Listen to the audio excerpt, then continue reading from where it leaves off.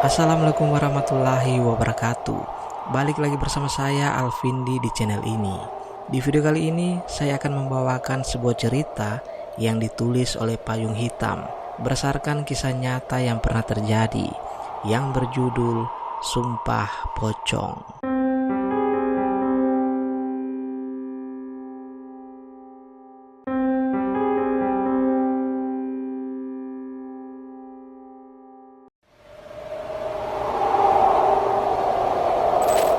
Sebelum kita masuk ke dalam ceritanya, ayo teman-teman jangan lupa tekan tombol like dan subscribe channel ini biar channel ini semakin berkembang.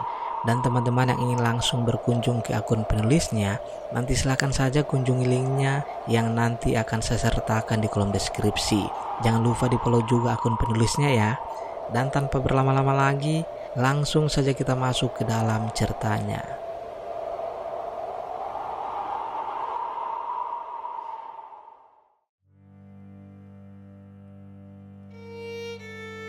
Cerita ini aku dapat dari Mbak Cantik namanya Naya. Aku pas dengar kabar kejadian ini kaget, tapi lebih kaget lagi pas tahu detailnya. Dari sekian cerita yang aku olah, cuma ini yang bikin bingung antara mau nangis, marah, atau ketakutan.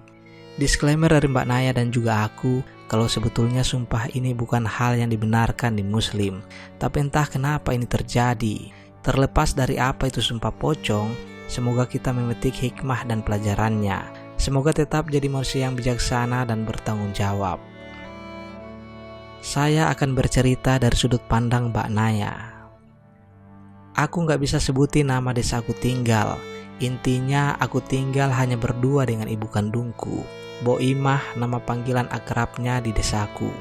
Bapak sudah meninggal lebih dulu, disusul adikku meninggal yang waktu itu umurnya masih balita. Aku juga punya satu kakak perempuan yang terhitung sudah 5 tahun gak pulang ke Indonesia. Iya, dia TKW di Taiwan, dan kabar terakhirnya aku dengar 2-3 tahun yang lalu. Awal mula kejadian ini tahun 2008 waktu aku masih SMA. Aku cuma fokus sekolah, sedangkan ibuku, Bo Imah, kerja di salah satu rumah tetangga kami yang bisa dibilang juragan juga di desa kami. Ibuku kira-kira pada saat itu umurnya 60 tahun, masih kuat kerja sebagai ART di rumah juragan itu.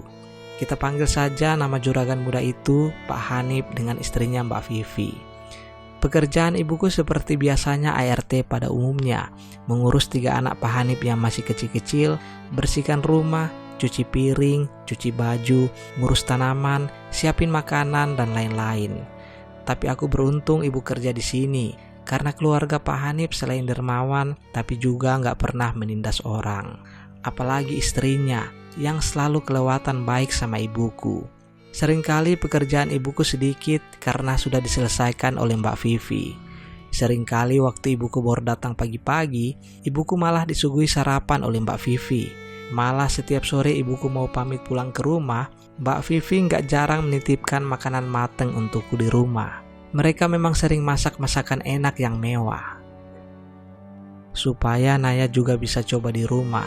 Selalu begitu salam Mbak Vivi untukku waktu menitipkan makanannya ke ibu. Ibuku sering cerita Mbak Vivi memang istri yang rajin, bahkan rajinnya mengalahkan ibuku yang ART-nya. Ibuku sering kali gak enakan, padahal Mbak Vivi sah-sah saja kalau bermalas-malasan atau bersikap Mbak Ratu. Mbak Vivi anggap ibuku ini seolah ibunya juga. Kalau Pak Hanif ini orangnya sungguh sempurna di mataku, disegani dan dihormati karena beliau kaya raya. Lahan bisnis pertaniannya di mana-mana, juga sudah bangun masjid megah di desa kami. Belum lagi beliau orang yang religius. Bukan cuma warga yang merasa segan, tapi ibuku, bahkan Mbak Vivi sendiri pun segan dengan sikap pendiam dan berwibawanya Pak Hanif. Begitulah latar keluarga dari keluarga tempat ibuku bekerja. Setelah 3 tahun bekerja di sana, aku dengar suatu hari keluarga Pak Hanif pergi ke Malang selama beberapa hari. Tapi ibuku tetap bekerja di rumah Pak Hanif yang kosong tersebut. Jadi Pak Hanif menitipkan kuncinya ke ibuku. Singkat cerita, setelah kepulangannya dari luar kota, ibuku yang lagi di rumah dipanggil Pak Hanif ke rumahnya. Pulang-pulang dengan wajah yang lemas, ibu cerita kalau emas perhiasan Mbak Vivi raib. Mbak Vivi yakin perhiasan itu ia letakkan di kamarnya. Ibu semakin ketakutan karena baru pertama kali lihat Pak Hanif marah besar dan kesal sekali di hadapan ibu. Apalagi emas yang hilang itu adalah warisan dari keluarga mereka. Ibu menangis sejadi-jadinya di rumah, mengingat keluarga itu baik dan ibu merasa dirinya nggak sanggup menjalankan tanggung jawabnya menjaga rumah Pak Hanif dengan baik. Pak Hanif dan Mbak Vivi pun heran, kenapa tanpa adanya tanda-tanda maling, emas Mbak Vivi bisa hilang. Mbak Vivi juga yakin kamarnya dikunci rapat tanpa ada kerusakan di pintunya juga. Hanya lemari tempat penyimpanan saja yang terbuka nggak kayak semula. Selang beberapa hari hilangnya emas perhiasan Mbak Vivi, secara nggak langsung Mbak Vivi dan Pak Hanif menunjuk ibu sebagai pelakunya. Gimana nggak? Karena dipikir-pikir cuma ibu yang punya akses masuk ke rumah Pak Hanif. Antara rasa sedih melihat kondisi ibu yang sampai bersumpah demi Tuhan dan rasa sakit hati juga dari tuduhan yang Pak Hanif lontarkan sekarang sudah menyebar ke seluruh warga desa. Dari desas-desusnya sampai ke telingaku, ibu ini pencuri yang serakah, lapar harta karena meraup semua perhiasan warisan dan tabungan milik keluarga Pak Hanif. Ibuku dipecat bekerja di rumah Pak Hanif. Istrinya pun bungkam karena ikut kecewa dengan perilaku ibu. Ibu yang sudah dianggapnya sebagai ibunya sendiri dan paling dipercaya di keluarga Pak Hanif. Betul-betul nggak ada toleransi lagi di sana. Besoknya setelah kabar dipecatnya ibu, kami putar otak lagi bagaimana bisa menyambung hidup. Apapun masalahnya, hidup bakal terus berjalan. Apapun masalahnya, perut harus tetap terisi. Tapi di hari itu, warga datang dengan emosinya menggeledah rumah kami. Betul saja, tanda-tanda emas itu, bahkan emasnya pun gak ditemukan. Rumah kami terlanjur berantakan, tapi warga tetap dengan emosinya menuduh ibu sebagai pencurinya. Banyak yang emosi dan benci sekali dengan kami akhirnya. Kami terus-terus sabar menghadapi hari demi hari penuh tuduhan. Sampai pada akhirnya ada 2 warga menjemput ibu di rumah untuk ke rumah Pak Hanif. Di sana Pak Hanif sudah menunggu. Aku menemani setiap detik apapun yang ibuku lalui waktu itu. Di sana aku lihat keramaian dari penduduk desa kami yang di dalamnya ada Pak Hanif juga beberapa pemangku desa. Dengan sopan mereka menyuruh kami masuk dan duduk. Bahasa yang tertata itu seolah menduduk tajam ke ibu masih soal pencurian emas. Di situ juga mereka membahas soal aku yang nantinya tahun depan setelah lulus SMA mau masuk ke perguruan tinggi. Karena ibuku cuma punya tabungan pas-pasan, tanpa aku tahu juga ibu pernah meminta pinjaman ke Mbak Vivi dalam jumlah yang banyak. Tapi semua kesepakatan itu di tangan Pak Hanif. Akhirnya Mbak Vivi dan Pak Hanif nggak bisa meminjamkan uang untuk pendidikanku. Karena Pak Hanif tahu pasti ibuku nggak mampu mengganti hutangnya. Dan akhirnya sampai sekarang ibu belum dipinjamkan uang oleh Pak Hanif. Menurut pemangku desa di sana dan keluarga Pak Hanif, mereka menyuruh ibuku mengaku saja kalau memang betul ibu siap dimaafkan dengan ikhlas. Yang penting emas itu dikembalikan. Sambil menangis, ibuku lagi-lagi bersumpah di hadapan banyak orang. Fitnah sudah menyebar kabar bahwa ibulah pencurinya. Ditambah warga juga semua tahu cerita mengenai kelanjutan sekolahku. Ibu betul-betul sama sekali nggak tahu menahu bahkan soal perhiasan itu. Awalnya aku bisa sabar, tapi lama-lama tangisku juga pecah. Sakit hati dan rasa sedih yang udah nggak bisa aku bendung lagi. Aku betul-betul nggak percaya ibu seberani ini mencuri di rumah orang yang kami kenal baik. Karena dari pertemuan ini nggak menemukan titik tengah, akhirnya Pak J sebagai penengah dari masalah ini mengusulkan untuk ibu bersumpah pocong demi membuktikan kalau ibuku memang pelakunya. Kalau memang betul bukan pelakunya, lebih baik jangan langsung mengambil keputusan iya. Dipikir-pikir lagi, karena risiko dari sumpah pocong betul-betul berbahaya. Dan disarankan untuk berunding dengan keluarga Pak Hanif lagi. Di situ Mbok Imah menyetujui sarannya Pak J, tapi di sini Mbok Imah langsung menyetujui sumpah pocong itu. Tapi Pak J tetap nyuruh Mbok Imah ini jangan terlalu cepat ambil keputusan. Pikirkan selama sehari atau 2 hari dulu soal sumpah pocong ini. Aku sama sekali gak ngerti soal apa itu sumpah pocong. Aku cuma baru dengar juga dari peristiwa ini. Ibu langsung mengiyakan tawaran dari Pak J tanpa dipikirkan dulu keputusannya. Aku tanya ke ibu, apa itu sumpah pocong? Tapi kata ibu, itu cuma sumpah biasa sebenarnya, gak ada risiko apapun. Setelah pulang dari rumah Pak Hanif, Sorenya Mbak Vivi ke rumah hanya untuk meyakinkan ibu lagi. "Mbok, saya belum tahu secara pasti siapa pelakunya. Saya nggak bisa menyebut pasti Mbok pelakunya. Tapi mungkin Mbok bisa tahu di mana perhiasan itu dan siapa yang mencurinya. Saya bakal merahasiakan soal ini termasuk dengan Mas Hanif. Yang penting perhiasan itu kembali dan pelakunya minta maaf. Insya Allah saya akan maafkan. Mungkin terkait siapa pelakunya, kita bisa merahasiakannya dan saya bisa berbohong dengan Mas Hanif. Seolah perhiasan itu cuma keselip di lemari atau bagaimanapun itu bisa saya atur. Saya siap demi kebaikan semua," jelas Mbak Vivi. Tapi mau gimana pun itu semua pilihan ibuku. Mbak Vivi tetap membolehkannya juga, justru mendukung kalau memang itu betul-betul dilakukan ibuku. Sebelum pulang, Mbak Vivi memeluk ibu, berharap semua ini lekas menemukan jalan keluar. Tapi aku juga agak curiga dengan ibu. Sikap ibu kelihatan lebih panik dari sebelumnya, semacam gak siap. Aku juga lumayan gak yakin kalau ibu setuju dengan pilihannya sendiri.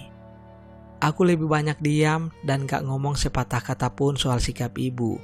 Aku juga terkesan sudah memfitnahnya kalau aku sudah memikirkan ini, apalagi kalau sampai bertanya. 2 hari berselang, akhirnya prosesi pun dilaksanakan. Yang tadinya mau digelar di masjid desa, tapi kami pindah ke tempat di rumah Pak Hanif karena keadaan yang gak memungkinkan. Kasus ini sudah menyebar luas, maka dari itu menimbulkan kerumunan masyarakat yang ingin menyaksikan. Ditambah menurut Pak J, takut ada hal yang gak diinginkan terjadi, karena prosesi ini gak bisa langsung disaksikan terlalu banyak warga. Sore itu ibuku diperlakukan layaknya sudah meninggal, karena memang itu syaratnya. Selepas asar, barulah ibuku dimandikan dengan beberapa perempuan di desa kami, termasuk aku dan Mbak Vivi. Kemudian ibuku dikafani dan direbahkan di keranda yang kemudian diletakkan di dalam masjid. Dengan Pak J yang berperan sebagai saksi netral, prosesi ini dimulai. Dalam proses ini memang dibutuhkan seseorang yang gak ada di pihak siapapun. Di tengah acara, barulah ibuku bersumpah, yang seingatku ibuku bilang, "Saya bersumpah bukan saya pelaku atas hilangnya perhiasan milik Mbak Vivi. Jika saya berbohong, saya siap menanggung apapun akibatnya dari sumpah ini," ucap ibuku dengan jelas dan padat. Selesai prosesi itu, aku dan Mbak Vivi membukakan kafan ibuku. Kemudian semua warga kembali ke rumah masing-masing. Sebelumnya Pak J menitipkan secari kertas berisi nomor HP-nya untuk berjaga apapun masalahnya soal spiritual bisa menghubungi Pak J. Masih ada rasa ingin tahuku. Akhirnya aku tanya betul-betul ke ibu. "Beneran bukan ibu kan pelakunya?" Pertanyaan itu betul-betul tak terbendung. Yang aku pikirkan, apa jadinya jika betul ibu yang mencuri. Tapi apapun niatnya, mau itu hilap atau nggak sengaja, Naya ngeri melihat ibunya diperlakukan seperti itu. Di prosesi itu pun sangat-sangat serius. Aku memikirkan akibatnya bakal seperti apa kalau memang betul. Dan jawaban ibuku, "Insya Allah semua akan baik-baik saja nak, karena memang ibu bukan pelakunya." Jawaban ibuku singkat dengan raut yang sekarang gak setegang tadi. Aku akhirnya bisa tenang sedikit. Setelah itu kami merasa diasingkan oleh penduduk desa. Ibuku juga akhirnya mendapatkan pekerjaan baru untuk menyambung hidup kami di pabrik tahu, untuk menjualnya keliling desa atau mengantar tahu ke pedagang pasar. Ibu selalu bekerja dari jam 6 pagi sampai sore, baru hadir di rumah biasanya jam 5 sore. Baru 2 minggu umur ibuku kerja di pabrik itu. Satu sore aku nungguin ibu pulang sampai jam 10 malam. Karena aku panik, aku akhirnya nyari kemanapun aku bisa. Alat komunikasi kami pun cuma satu-satunya HP yang kami tinggal di rumah untuk menghubungi keluarga. Ibu pun gak pernah bawa HP itu kerja. Aku pergi ke pengepul tahunya, tapi kesaksian pemilik pengepul itu, ibu sudah setor uang hasil dagang. Kemana ibu kira-kira? Gak mungkin dia mampir ke suatu tempat. Kemana? Aku betul-betul gak ketemu ibu. Akhirnya aku pulang dengan tangan kosong. Tapi terkejutnya aku pas sampai di rumah. Sepeda ibu sudah terparkir di depan teras. Aku langsung cepat-cepat masuk ke rumah dan cek ibu.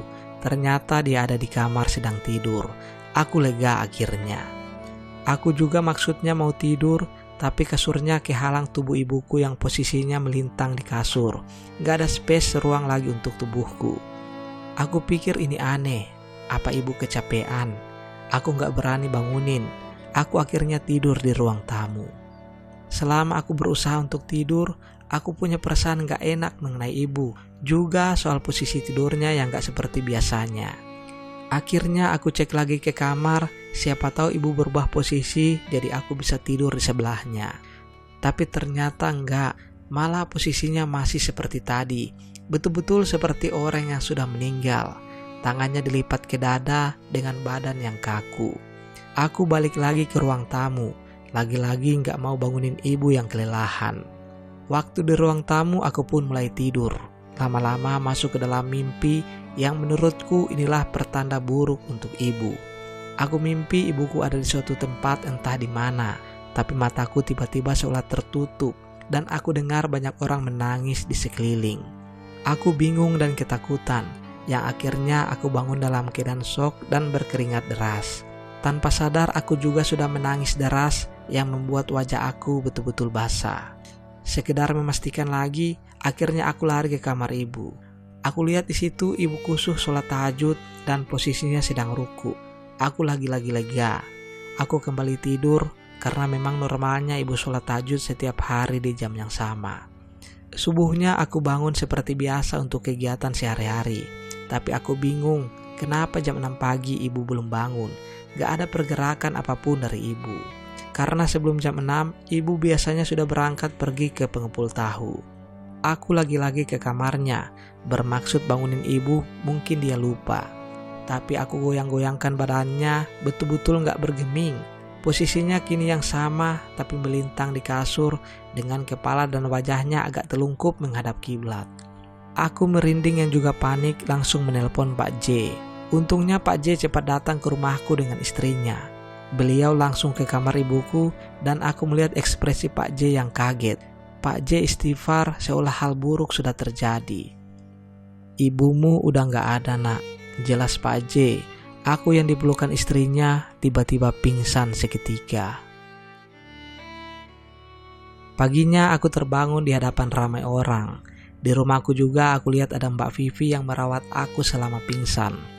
Setelah aku sadar, Pak J baru menjelaskan soal apa yang dilihatnya. Waktu pertama ia melihat ibu, Pak J lihat wujud ibu yang sudah terbungkus kain kafan dengan posisi tubuh persis seseorang yang sudah di liang kubur. Ditambah fisik dari ibu betul-betul sudah menyerupai pocong yang pucat dan tidurnya menghadap arah kiblat. Dari penglihatanku, ibu biasa saja seperti orang yang sedang tidur normal. Malam itu juga diadakan acara tahlilan di rumah Pak Hanif. Karena pada saat itu aku masih SMA dan lugu gak mengerti apapun, jadi Mbak Vivi lah yang menyiapkan segalanya. Ibuku dimakamkan juga pada sore itu, yang dibantu keluarga Pak Hanif dan Mbak Vivi. Mbak Vivi selalu berusaha menenangkanku di dekatnya. Aku lihat gelagat Mbak Vivi yang merasa betul-betul menyesal dan bersalah padaku. Belum selesai sampai di sini, Pak J akhirnya mempertemukan aku lagi dengan keluarga Pak Hanif. Maaf Nduk, kami harus membahas ini. Walaupun saya tahu adik masih berduka, tapi pihak Pak Hanif butuh klarifikasi. Jelas Pak J yang hanya aku balas dengan anggukan. Sebetulnya menurut Pak J dan keluarga Pak Hanif, sebelum ibu dimandikan atau masih dalam keadaan tidur, mereka melihat ibuku sudah rapi menjadi pocong. Keadaan yang sungguh berbeda dengan apa yang aku lihat. Cuma aku lihat ibu layaknya orang tidur biasa. Pak J juga bilang memang ini konsekuensinya jika berani berbohong dan bersumpah pocong. Ya, risikonya kematian.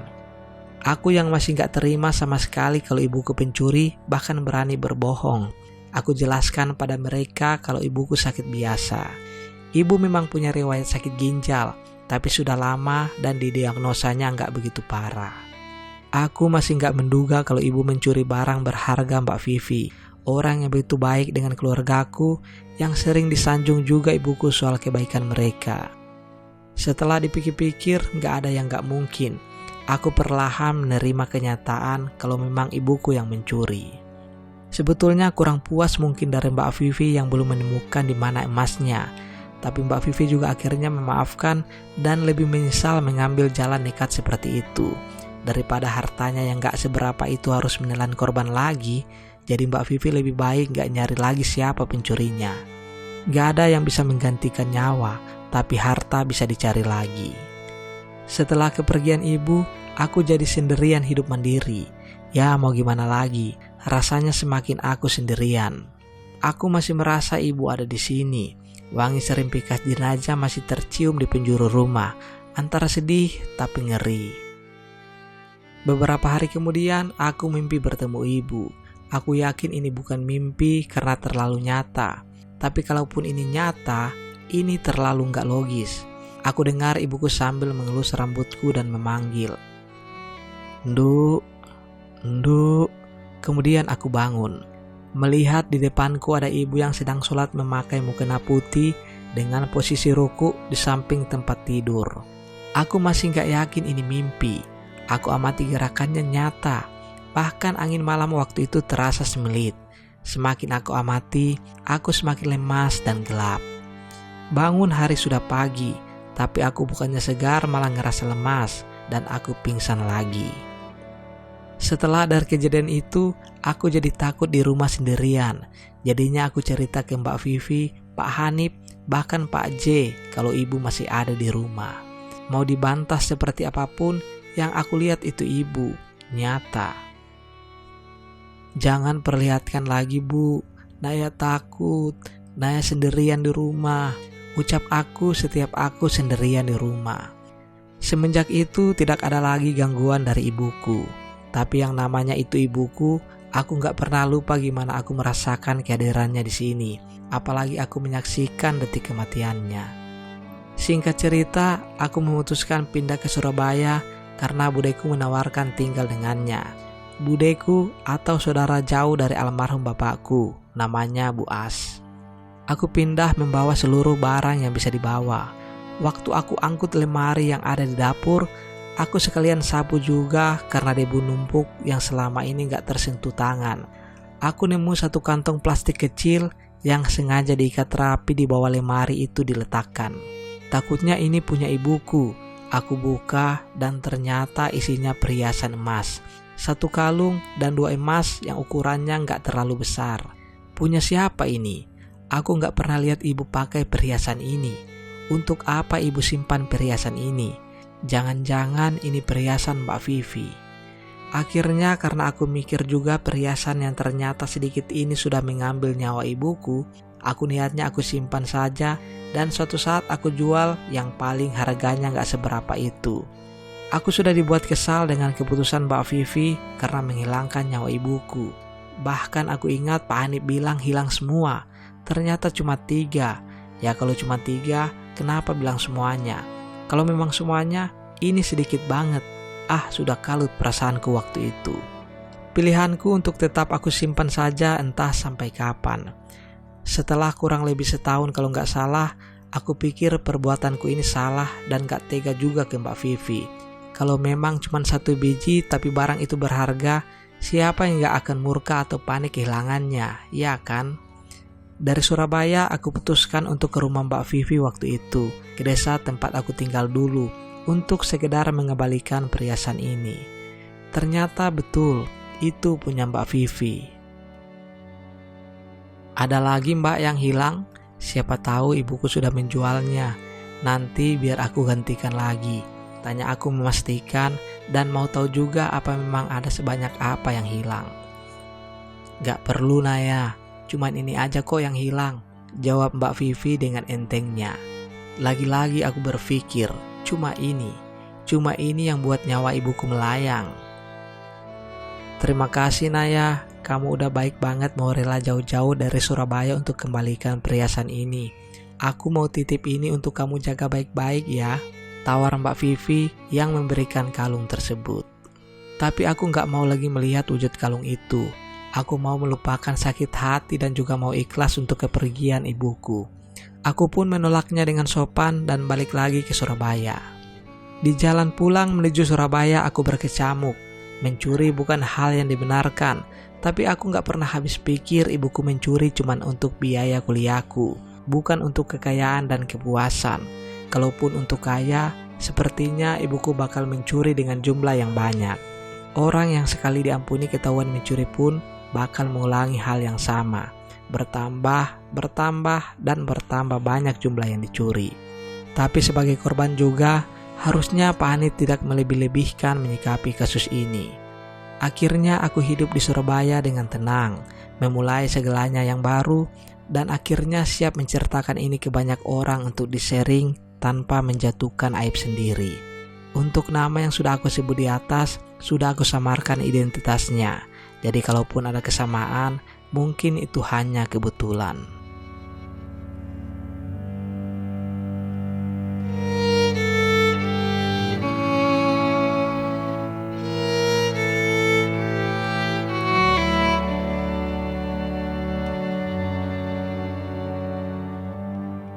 Oke teman-teman, cukup sekian cerita kali ini. Bagaimana menurut kalian tentang cerita ini? Boleh komen di kolom komentar.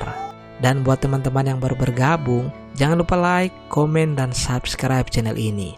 Dan sampai jumpa di kisah-kisah seram selanjutnya.